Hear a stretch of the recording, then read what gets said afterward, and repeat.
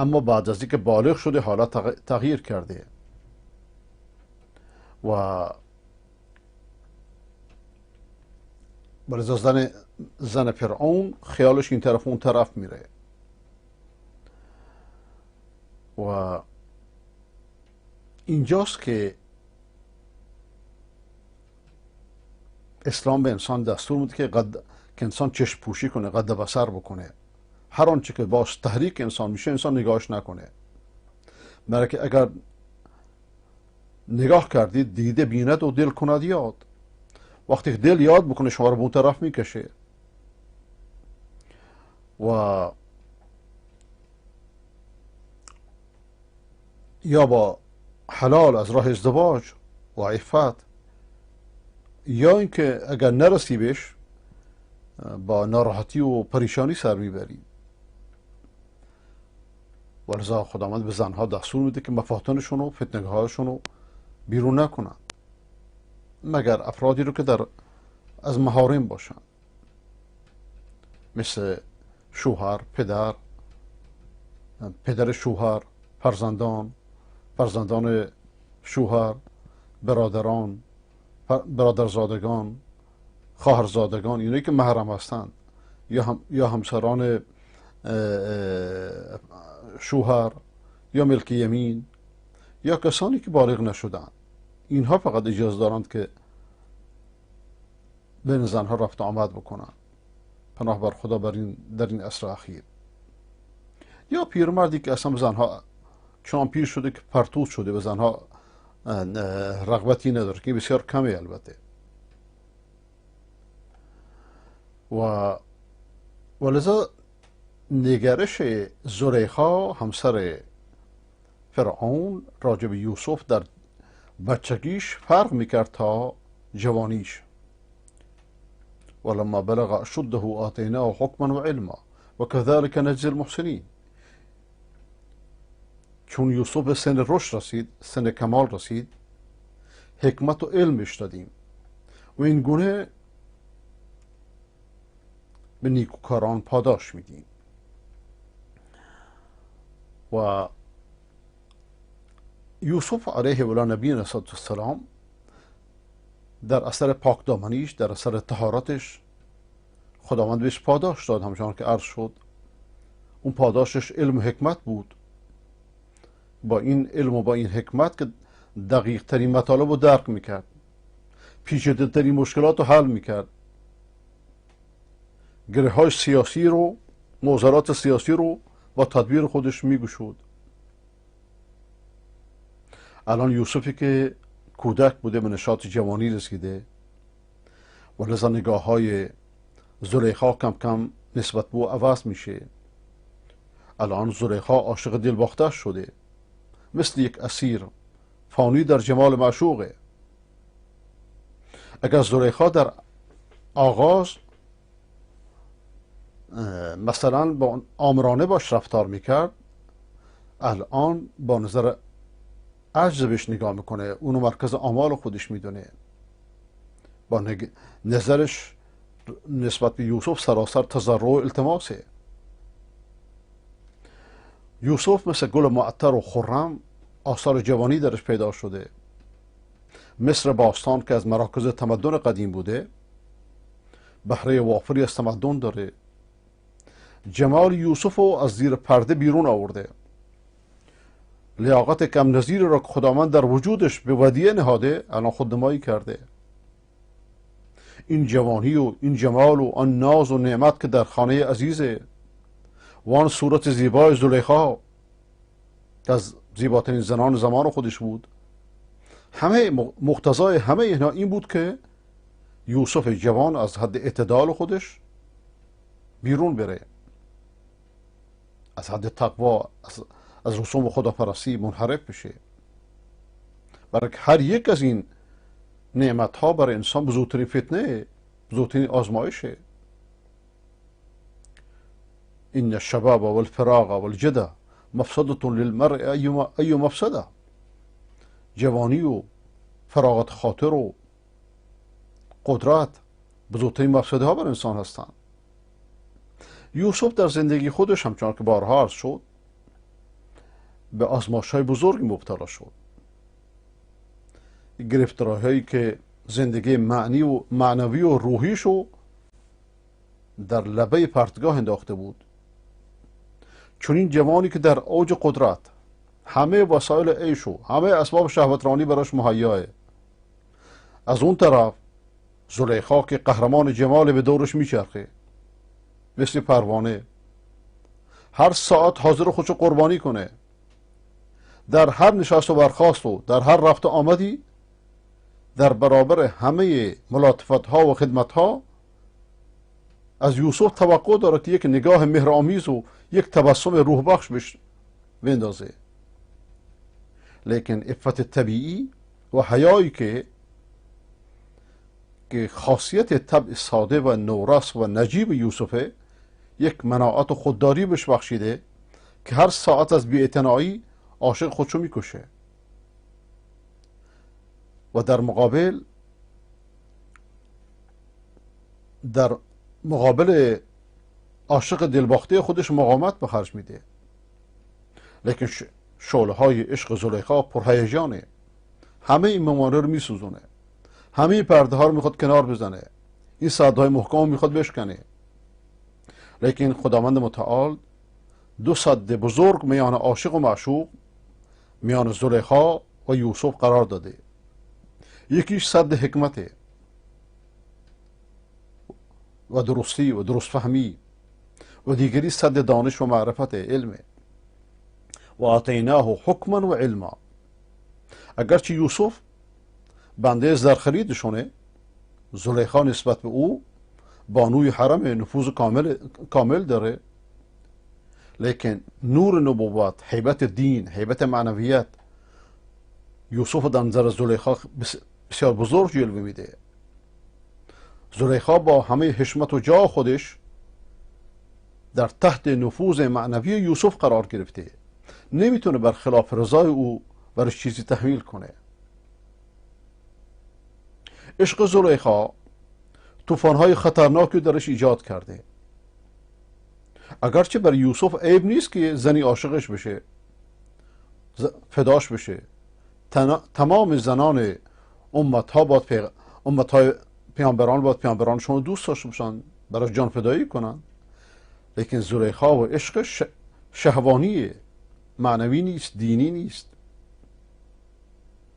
وقتی زلیخا میبینه که یوسف در اوج عفتشه، یک نظر و یک نگاه جان بخش از چشمان فتانش به سوی زلیخا نمیندازه، ناچار میشه به هر وضعی شده او رو بفریبه تا ازش کامیابی کنه. لیکن یوسفی که خداوند حفظش کرده، از نور حکمت و دانش دلشو پر کرده، پایبند مقررات دینیش کرده، جلوه های زلیخا و مکرش در یوسف اثر نمیذاره. وقتی انسان مؤمن خوبی شد، روحش بزرگ میشه. وقتی انسان روحش بزرگ شد، میتونه در مقابل احساسات شهوانی پایداری کنه. خداوند ما و شما را این چنین قرار بده. و آخر دعوانا الحمد لله رب العالمین و صلی الله علی سیدنا محمد و علی آله و صحبه اجمعین. این آیه رو انشاءالله در جلسه بعد ادامه خواهیم داد. بریم سراغ واتساپ. آقای احمد از اصفهان، خدا قوت. استاد خوشحالیم شما را دوباره ملاقات کردیم. سلامت باشید، لطف دارید. آقای احمد خمیری خیلی متشکرم. آقای نهتانی، این فرکانس که اعلام کردید نمیگیره. چرا میگیره؟ باید شما اولا یاست دارید یا نه، این مهمه. آقای نهتانی، البته شما الان که حرف من ها نمیشنوید غالبا. آقای محمد رسولی، علیکم السلام ورحمة الله. شیخ خدا را شکر دیگر مهمان خانه ما شدید. بارک الله فیک. آقای محمد لاشاری،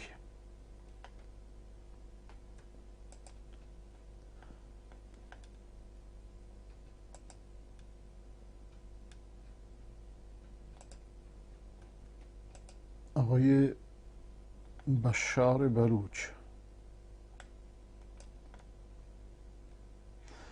من از شهرستان سرباز کلات پیام میدم. در منطقه ما سیگنال زیاد قطع و وصل میشه. وقتی که پارازیت میندازن سیگنال قطع میشه. الان دوباره برگشت. بنده از شما درخواستم به لطفی در حق ما فرکانس شبکه تغییر بدید. در صدد هستیم انشاءالله. میدونم درخواستی که دارم ممکن نیست ولی محال هم نیست. نه انشاءالله که ممکنه. ما هم تقاضا کردیم، فقط صبر میخواد. در منطقه ما فرکانس ترکمن عالم قدرتشون خیلی بهتره. او ما رو ترکمن عالم هستیم.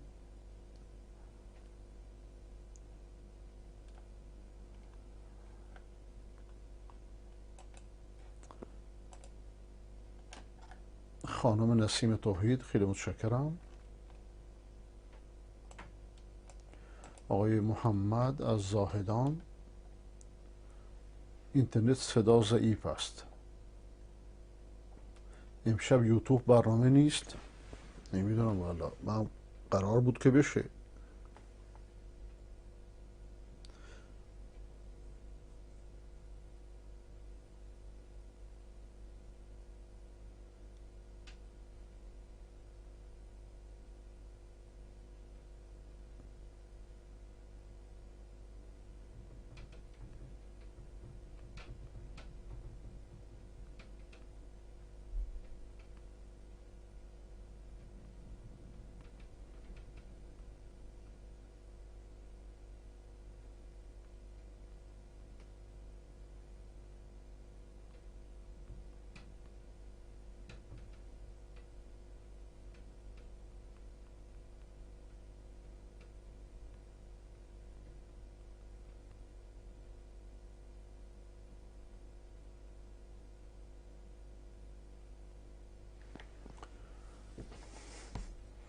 مثل که نتونسته یوتیوب رو کار بندازه.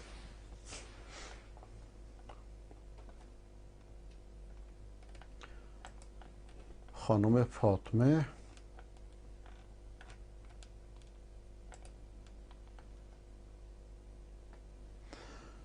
کسی که نماز را از دست بدهد دیگر چیزی برای دست دادن ندارد. این نمیاد، این کلیپ نمیاد.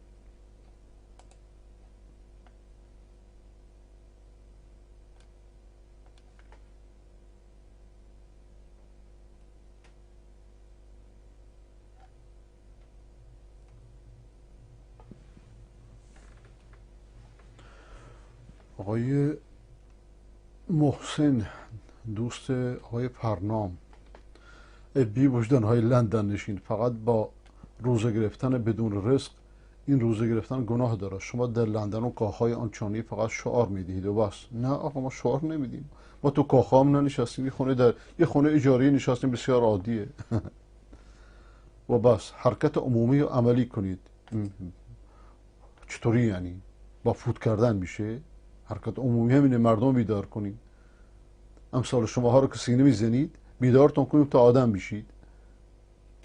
دعا و روز شما بدون عمل دینداری ارزش ندارد. لذا خواهشان شعارهای بیهوده ندید، مرد عمل باشید و دست از خرافه بردارید. ماهیت شما برای ما ایرانیان تسنن نیست، کاملا روشن شده. مردان رو بیعمل. اینو برای کی فرستادی شما؟ من نمیدونم. خب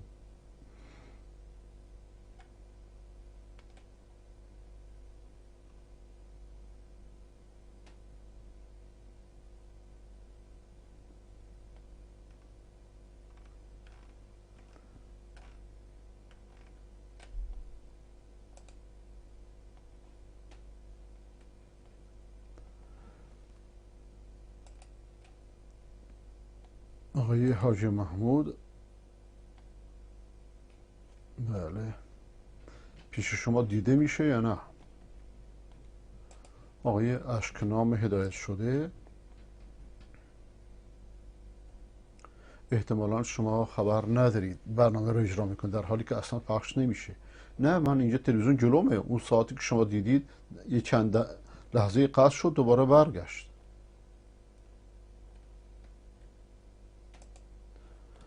آقای محمد از آلمان: من یک سوال داشتم، بفرمایید. آیا میشه از طریق گوشی و فاصله به گوش نوزاد اذان کرد؟ اگر کسی نباشه بله، اگر کسی نباشه که اذان بده بله میشه، اما کسی باشه نه.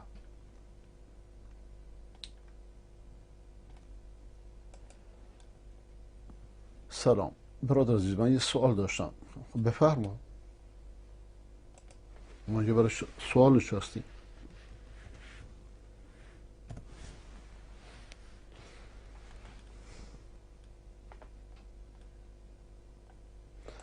آقای یوسف از هلسینکی، به خانه های ما دوباره خوش آمدید. منور فرمودید. خواهش میکنم. صدای اینترنت خوبه، مشکلی نداره، از اول تفسیر دارم میبینم. بله. آقای سلطان سلیم، با ما هستی سلطان سلیم؟ شیخ برقرار است، شیخ یوتیوب، یعنی پخش یوتیوب ادامه هستش؟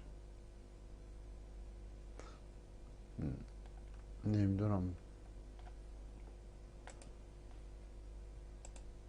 اون شخصی که بعد از یوتیوب پخش کنه که گفت که مشکل داره.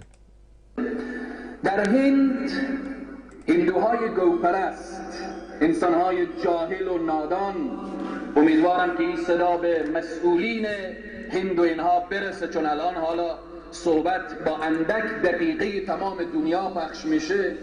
در هند دختر مسلمانی که با حجاب اسلامی خود میخواد وارد پانتون بشه، اما انسانهای گوپرست، انسانهایی که خدا را نمیشناسه بر او هجوم میبرند، او را استهزا میکنند، تمسخر میکنند و بالآخر میخواهند مورد لط و کوب قرار بدن.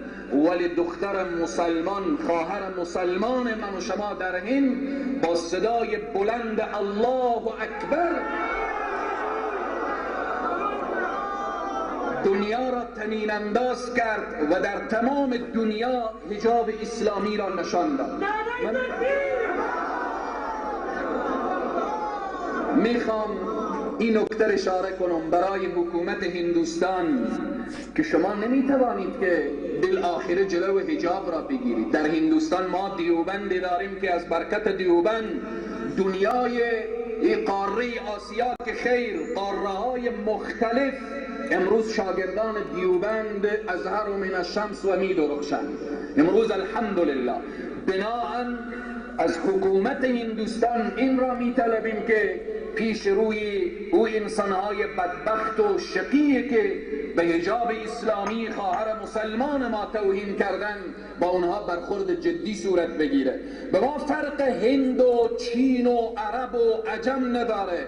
او خواهر مسلمانی که در هندوستان بیرون شد از حجاب اسلامی دفاع کرد خواهر من است. متاسفانه خواهر ما و داخل کشور ما در مرکز حجاب آتش میزنه. امروز چقدر جای خجالته برای او خواهرانی که در مرکز بیرون شدن، حجاب به آتش زدن، به حجاب توهین کردن. برای اونها میگویم که یک نگاهی داشته باشید که در سرزمین کفر، در سرزمینی که بتها پرستش میشه، دختر مسلمان از حجاب خود دفاع میکنه، اما در سرزمینی که ملتش مسلمان الحمدلله حکومتش حکومت اسلامی میایه، او چادر با عزت و با عفت و پاک دامن ای خواهر ای سرزمین رو با آتش میزنه.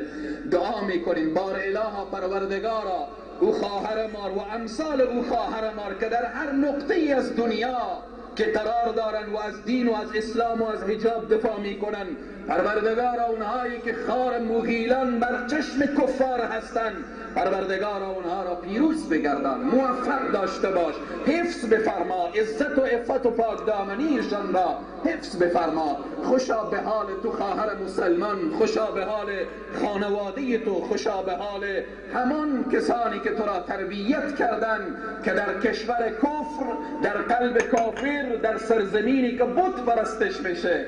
اما امروز متاسفانه به راستی هم که هدایت به دست الله هست. در افغانستان، در مرکز افغانستان، در شهر تمیم انصار و جابر انصار، در شهری که صحابه دفنه، اصحاب رسول الله دفنه، ولی یک زن بیرون میشه به حجاب بالاخره بی حرمتی میکنه. این عزیزان من اینه که هدایت به دست الله هست. دعا میکنیم پروردگارا خواهرانی که این بی حرمتی به حجاب کردن، بار الله اونها را هم هدایت بفرما.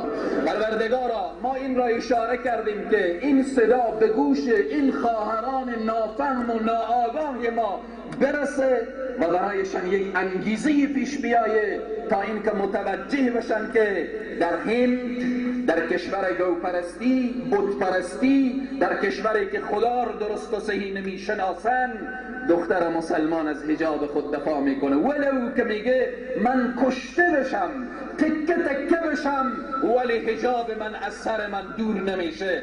امروز تمام دنیا همه بالاخره متوجه این خواهر هندوستانی شدن که شرف و افتخار برای امت اسلامی بخشید. امروز ببینیم هندوستان کجا، منبر انصار کجا. ما از اینجا دعا میکنیم بار الها پروردگارا خواهران با عزت و با عفت ما را در هر نقطه از دنیا که قرار دارن حفظ بفرما. پروردگار اونها را حفظ بفرما. خواهرانی که در کشورهای اروپایی، در کشورهای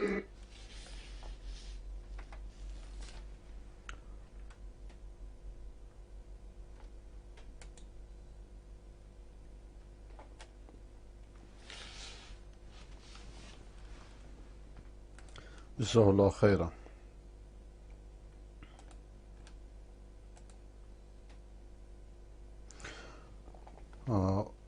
پهلوان پرنام علیکم السلام.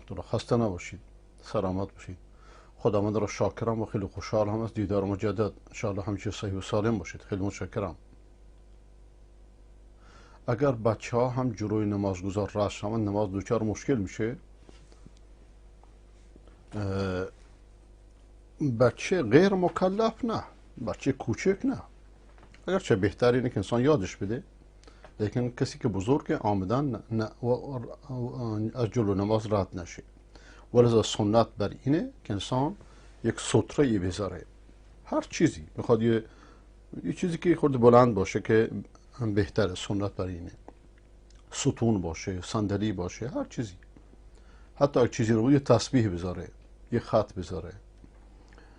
ذکرای صبح باید قبل از طلوع آفتاب باشه. مهم نیست قبل از طلوع آفتاب بهتره. ما بعد هم درسته. بالخير وكان الإنسان عجولا. خانم پروانه متشکرم. پهلوان فرنام دوست شما امشب عصبانی نامه تندی فرستاده، کوبیده ما رو. چرا؟ آقای محمد یوسف از شبکه زلال علیکم السلام. الان برنامه شما در یوتیوب توحید تی جی در حال پخشه. خیلی متشکرم از شما. خداوند به شما خیر بده. تی جی یا تی وی؟ آقای محمد یونس.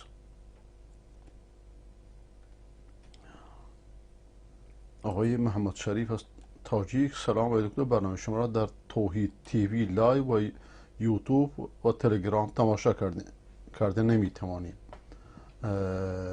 انشالله درست میشه. این هم انشالله قابل درست بودنه. خب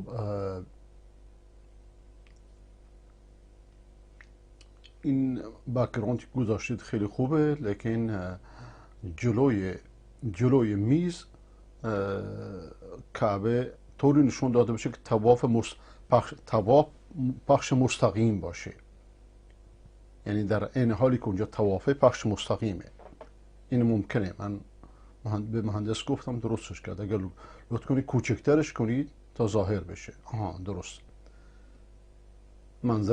منظر طواف هیبت میده و پخش مستقیم از خانه کعبه. خانم شهین از کردستان، علیکم السلام الله. ما از دیدار مجدد شما بسیار خوشحال شدیم. خیلی متشکرم. سلامت باشید.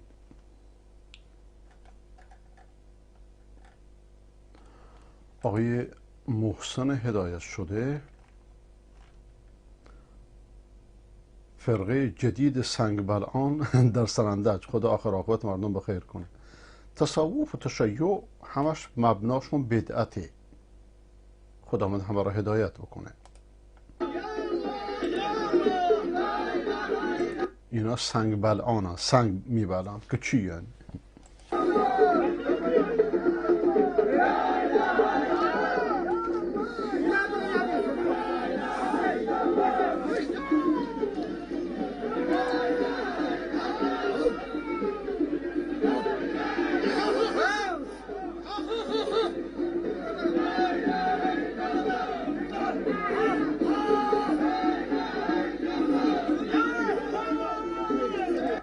لا اله الا الله از اعمال اینا بیزاره.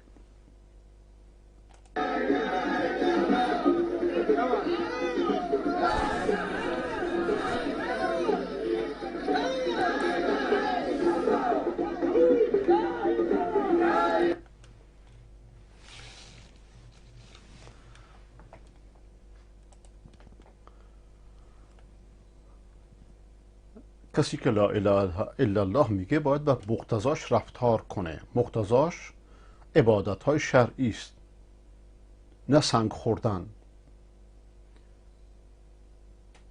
عبادت هایی که خداوند دستور داده. خانه کعبه یک سنگه لیکن برای خوردن نیست. خداوند دستور داده طوافش کنید، تمام شد.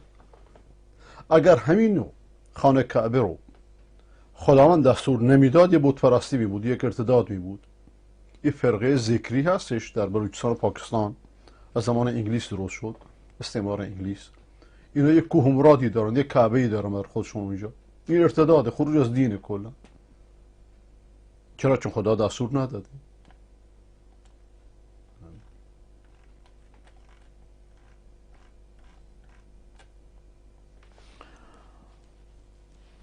خوش آمدی به خانه همون. خوشحالم که با آمدن شبکه توحید نور توحید به خانه همون آمد. الحمدلله. از دعاهاتون خیلی متشکرم آقای محسن و بقیه دوستان. و سعی میکنیم که از راه یوتیوب و بقیه رسانه‌های جمعی پخش مستقیم هم شروع بشه انشاءالله. آقای سعید از آستارا،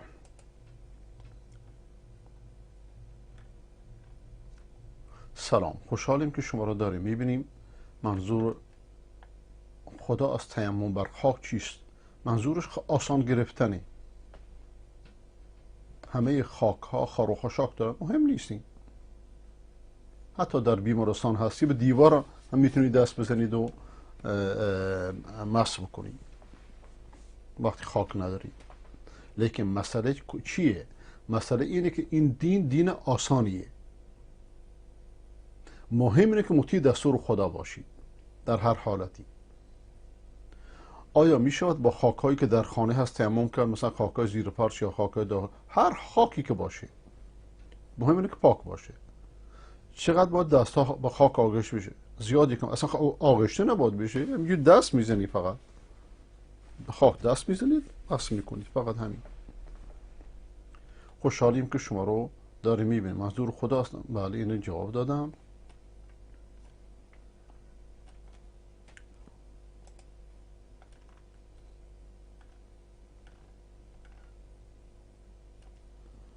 آقای شریف نارویی از زاهدان، الحمدلله مهمان خانه های ما شدید. با سرافرازی مونه.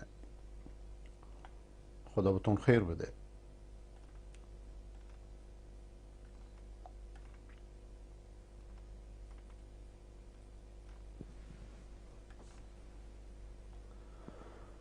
آقای احمد یوسفی از ارومیه،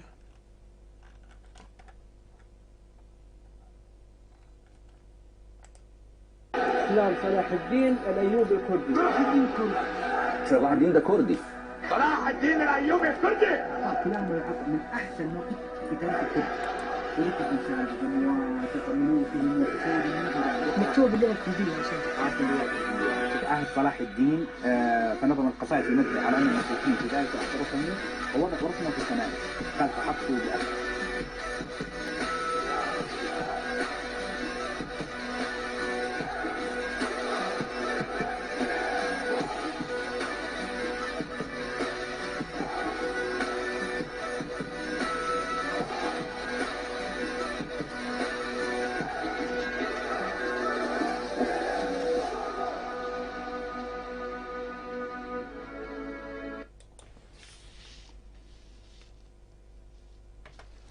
رحمت خدا بر او باد.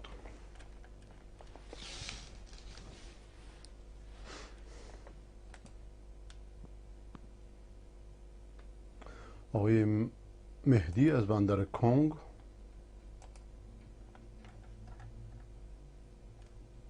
خیلی متشکرم شما، سلامت باشید. آقای ابو اسام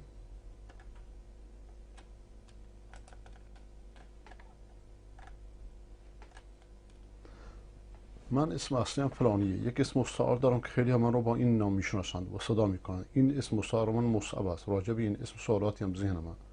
آیا اسم مستعار هم رو بخت و اقبال آدم تاثیر میذاره؟ نه، اینا ربطی نداره.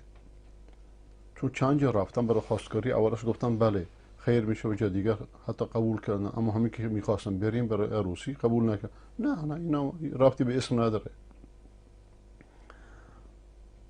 و خودم در همین خیالات و وسوسه شدم حیران و پریشانم.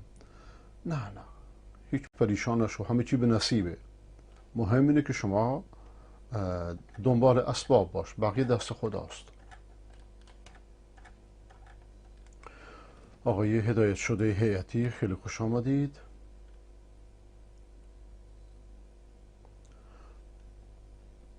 در روز به اصطلاحشان قدیر چگونه خانه خدا رو علنا تبدیل به رقاصخانه کردن. اینا میگفتن که کاخ سفید و حسینیه میکنن، حسینیه ها رقاصخانه کردن. بله واقعا در طی 1400 سال کدام قوم و مذهب این چونی اسلام را به سخره و اهانت گرفته؟ برای که تشیع برای مسخره کردن اسلام به ایجاد شده. از روز اول، از روزی که امامت ایجاد شده، به نام خود اسلام مسخره کرده. کلیپشو ببینید.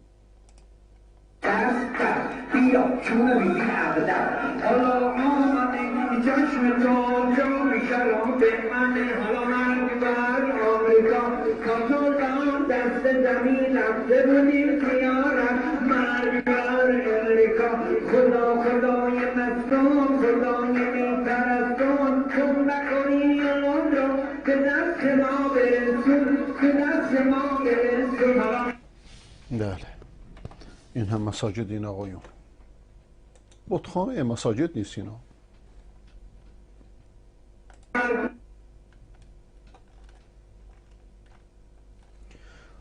آقای هدایت شده هیئتی سلام درود خدا بر پدر عزیز و بزرگوار. همه هدایت شدگان که به حق مایه دلگرمی و ریسمان سلام ها به خداوند هستید. چقدر خوشحالیم از اینکه چهره مبارکتون رو مجددا رویت میکنیم. تصویر برنامه پرکان شما در اصفهان و طی تحقیق پرسجوی بنده شهر کرد، کرمان و خرم‌آباد و بروجرد بسیار خوب دریافت می‌گردد. خدا به شما مژده بده. خیلی متشکرم. و کار سابقتون رو که واقعا بی‌نظیر بود دوباره آغاز بفرمایید. هر روز یه دونه کلیپ از آقای خمینی، یه دونه کلیپ از آقای خامنه‌ای بفرستید تا اون چرا که باید رد بشه ردش کنید طبق روش سابقتون. و خداوند بهتون خیر بده، به شما و به همه هدایت شدگان. آقای حامد هدایت شده از ملایر سلام خدمت شما استاد بزرگوار. چه دکور زیبایی و چه صحت دلنشینه. بله صحن دلنشین کعبه بر همه چی می‌افزاید. خداوند به ما و شما زیارتش را نصیب فرماید.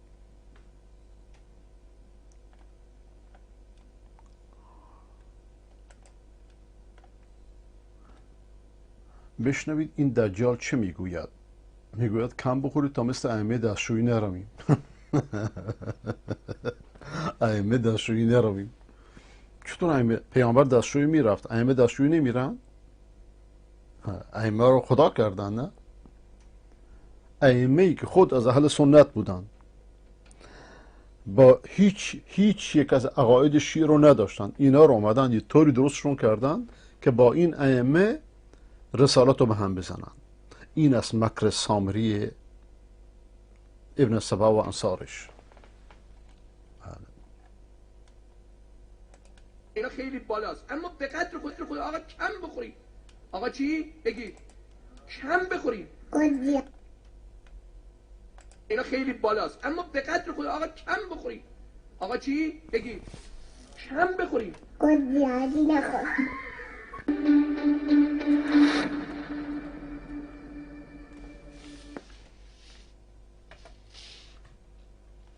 بله.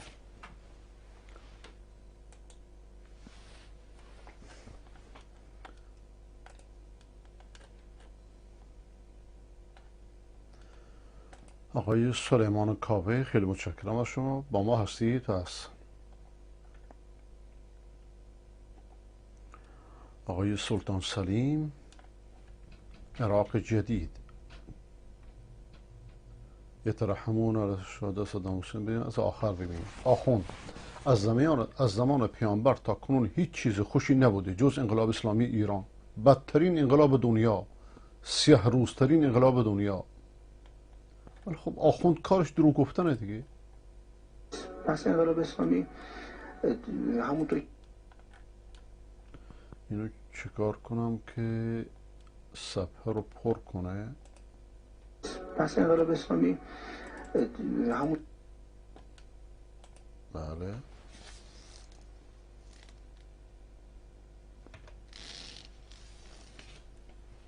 اسلامی ایران دیده شده. این خیلی مهمه که انقلاب اسلامی همونطور که امام امت سلام الله علیه فرمودن در نقشه خداوند تبارک و تعالی حتی از زمان تولد پیغمبر انقلاب اسلامی ایران دیده شده. این خیلی مهمه. این هم یه دروغه. این هم یه دروغ محض. لیکن در مذهب آخوندا دروغ گفتن نه که جایزه بلکه واجبه در چنین مواردی. همه که امام میفرماید که دو تا نکته مهم داره. یکی که معنای اینکه پیغمبر در مکه متولد میشه اما حوادثش در ایران هست، به خصوص شکسته شدن 14 کنگره کاخ کسری، این هست که 14 قرن بعد از تولد این پیامبر در ایران بساط ستمشاهی برچیده روی ستمشاهی رو سفید کردی شما دجالان. میشه بساط ظلم برچیده میشه. قرن 14 قرن بسیار مهمی هستش در مسئله آینده و آینده پژوهی در نگاه معارف اسلامی، معارف شیعی، معارف دروغسازی. و نکته دوم که امام فرمودن این هستش که بعد از رحلت پیامبر جبرئیل که 3 ماه خدمت حضرت زهرا سلام الله، این کفر صریحه. این سخن که جبرئیل بر فاطمه نازل شده بعد از پیامبر کفری است بدون هیچ، به اتفاق امت کفر. این و علیه حامل سیر حضرت زهرا به خاطر اون اسمش محدثه است. حضرت جبرئیل با اخبار انقلاب اسلامی حضرت زهرا رو آروم میکرد و میگفت ایرانی ها خواهند اومد. آره. چون شما از زمان پیغمبر خبر خوشی ما نداریم تو تاریخ اسلام. اصلا خبر خوشی نداریم. این همه فتح، این همه پیروزی، اینا هیچ کدوم خبر خوش نبودن. خبر خوش فقط ظلم آخوندیسمه. خبر خوش تو تاریخ اسلام انقلاب اسلامی است که جبرئیل امام فرمود که جبرئیل با احادیث با خبر انقلاب اسلامی حضرت زهرا رو آرامش میشه، تسلیت. بله. این همه فتح و پیروزی که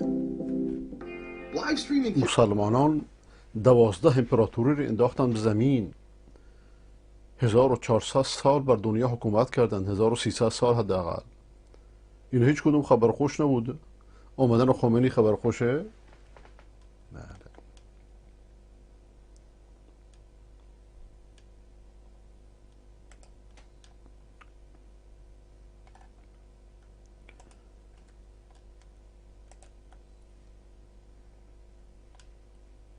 آقای بلوچی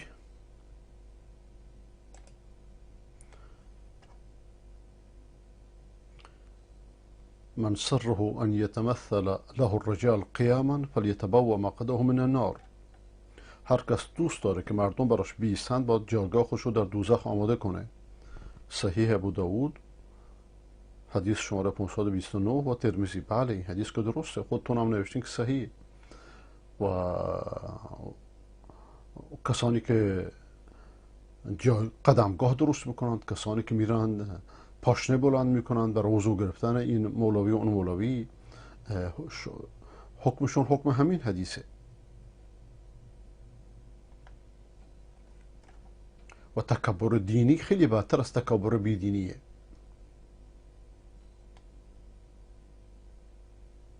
آقای عبدالله هستن اندش. آقای بلوچی امشب در منطقه شهرستان تابع ما شبکه خوب نیست. پریشب یعنی شب اول عالی بود، الان کلان تصویر صدا نیست. شاید شما در آغاز برنامه گفتید یا نه الان؟ شکر خدا دانشگاه تک تک خانه‌های مسلمانان با استادی جناب علی و دکتر جانم آرم تلویزیون یعنی توحید و زنده باز پخش خیلی عقب هستن، یعنی اندک پنهان هستن، متوجه نمیشم چی میگی. همین که داریدش خدا را شکر. آقای علیرضا هدایت شده سلام پدر گرامی. علیکم سلام. پیش حج تمتع خریداری کردم برای خودم و خانمم. ثبت نام های سال 85 رو خریدیم از کسانی که توانایی جسمی و مالی برای رفتن به حج نداشتند. اگر خدا قبول کنه امسال رای خانه خدا میشم. میخواستم بازم خریداری پیش حج اشکال شرعی نداره؟ نه انشالله که اشکالی نداره. بعد از نماز تهجد کیفیت نماز وتر چگونه است؟ کیفیت نماز وتر مثل همون نماز وتری که شما در شب میخونید فرقی نمیکنه.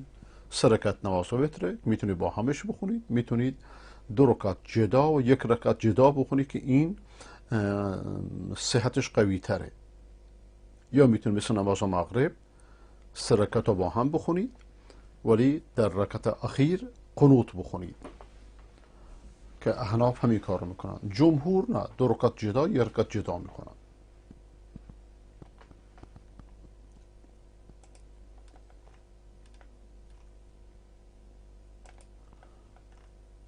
آقای فرنام هر کس که به زیارت امام حسین برود در حالی که پیاده رفته است کتب الله له به کل خطفة 1000 حسنه. این هم دروغه. این هم دروغ محضه. برای زیارت هیچ قبری عبادت نیست، بلکه پیامبر خدا صلی الله علیه و سلم سفر کردن و به خاطر زیارت منع کرده، جز به 3 مسجد نگفته حتی بی قبر منو زیارت کنی، قبر خود پیامبر علیه السلام. به هر قدمی که برمی‌دارد خداوند 1000 ثواب و حسنه برای او می‌نویسد و همش دروغه، مذهب قبر پرستانه دیگه. مها ان 1000 سیئه و محو می‌کند و اینا دروغ، احادیث دروغی که میارند اینا طبق معمول. پاک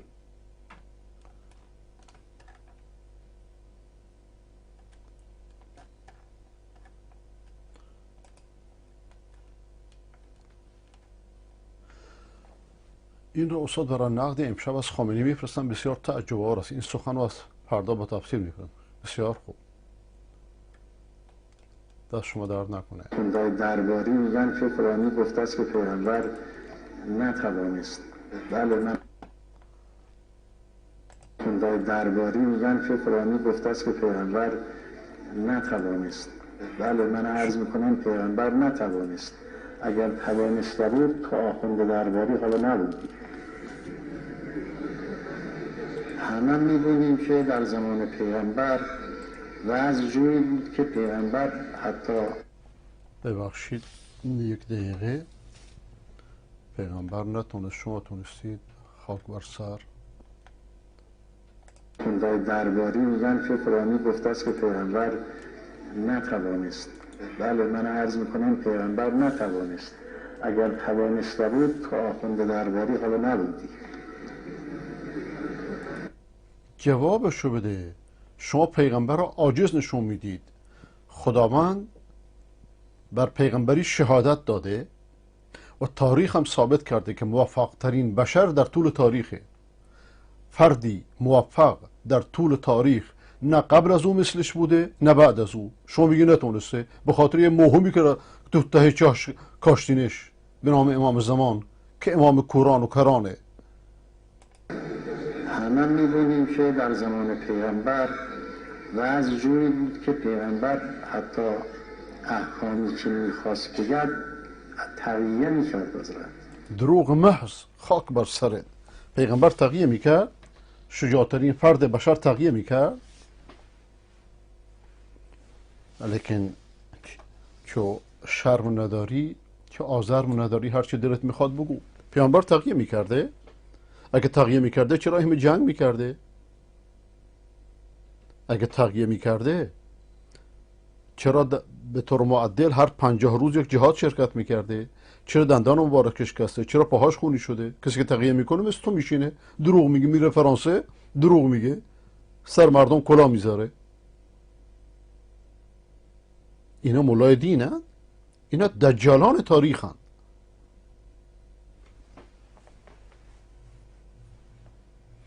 یهود و نصارا پیغمبر رو بیشتر شناختند از مولایان شیعه، از چنین افراد مفتخور، مراجع مفتخور. مسائلی که میخواست بگرد بعد ملاحظه میکرد. پیغمبر ملاحظه میکرد، تو ملاحظه نمیکنی؟ یعنی تو شجاعتر از پیغمبری؟ یعنی خداوند پیغمبر شجاعی رو انتخاب نکرده و موفق نشد پیغمبر به اون چیزی که میخواست. در زلالت خودش، در کفر خودش لجاجت میورزه. لجاجت همینه. میخواست پیام خدا رو مردم برسونه، رسون. چی میخواست؟ اون چیزی که دلخواهش بود به حساب بحث کرد، همه چیز گفت. در رسوندن مطلب هیچ قصوری نبود. پس چی؟ یعنی این تناقضات چی آخه؟ اما در فهمیدن مردم، آشنا کردن مردم به مسئله نبود که خب در فهموندن مردم تو که دین رو فهمیدی چرا کتابای ابن عربی رو برای گورباچوف فرستادی؟ چرا قرآن نفرستادی؟ چرا کتاب سنت نفرستادی؟ یعنی ابن عربی بهتر بلده از پیغمبر؟ از عهده کسی برات بلحاظه میبینید فساد در اون وقت بود و حالا هم هست و تا آخر هم خواهد بود. خب وقتی تا آخر خواهد بود این سنت خداوند در میان بشره. خیر و شر در جنگه، توحید و شرک در جنگه، کفر اسلام در جنگه، ظلمت و نور در جنگه. خداوند این کائنات اینطوری گذاشته.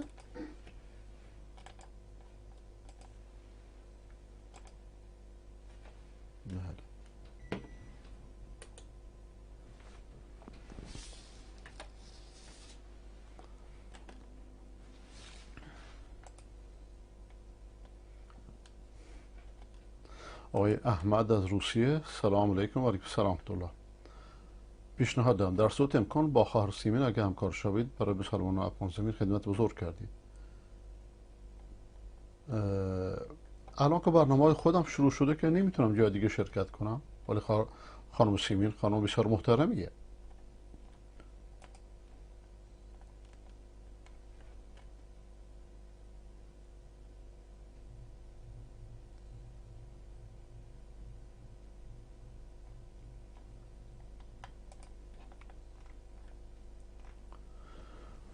خب دوستان، اندک اندک رفع زحمت میکنم و همه شما را به خدای بزرگ میسپارم. خدا را شاکرم که به ما توفیق داد که دوباره در خدمتتون باشیم.